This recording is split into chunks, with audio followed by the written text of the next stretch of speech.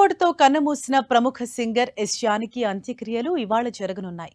కర్ణాటక రాష్ట్రం మైసూరులోని కనియనహుండిలో గల ఆమె వ్యవసాయ క్షేత్రంలో ఇవాళ సాయంత్రం అంత్యక్రియలు జరగనున్నాయి. రాష్ట్ర ప్రభుత్వ అధికారిక లాంఛనాలతో ఆమె అంత్యక్రియలు నిర్వహించేందుకు ఏర్పాట్లు చేస్తున్నారు.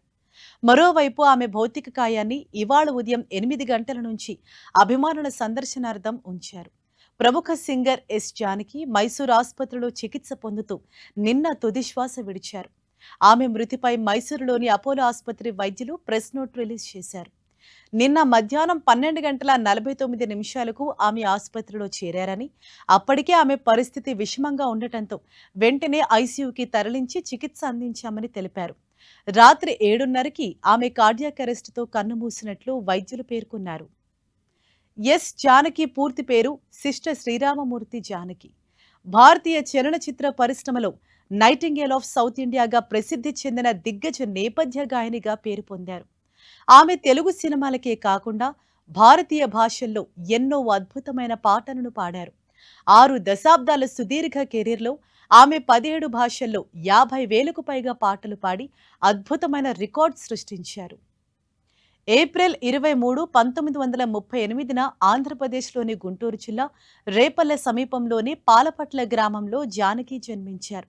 ఆమెకు చిన్నతనం నుండే సంగీతంపై మక్కువ ఉన్నప్పటికీ ఎలాంటి శాస్త్రీయ శిక్షణ తీసుకోకుండానే సహజమైన ప్రతిభతో అద్భుతమైన గాయనిగా ఎదిగారు.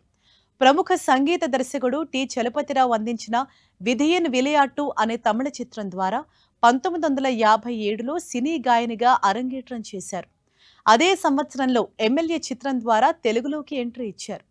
చిన్న పిల్లల నుంచి వృద్ధుల వరకు ఎలాంటి పాత్రకైనా పాడగల సామర్థ్యం ఆమె సొంతం. తెలుగు, తమిళం, మలయాళం, కన్నడ భాషల్లో ఆమె పాడిన ఎన్నో పాటలు చిరస్థాయిగా నిలిచిపోయాయి. 4 సార్లు ఉత్తమ గాయనిగా జాతీయ అవార్డులు పొందారు. వివిధ రాష్ట్ర ప్రభుత్వాల నుంచి 33 సార్లు ఉత్తమ గాయని అవార్డులను అందుకున్నారు. కర్ణాటకలోని మైసూరు విశ్వవిద్యాలయం నుంచి గౌరవ డాక్టరేట్ పొందారు. 2017లో మైసూరులో జరిగిన ఒక కచేరీ తర్వాత గాయనిగా ఆమె తన జీవితానికి అధికారికంగా వీడ్కోలు పలికారు. ఇప్పుడు మైసూరులోనే చివరి శ్వాస విడిచారు.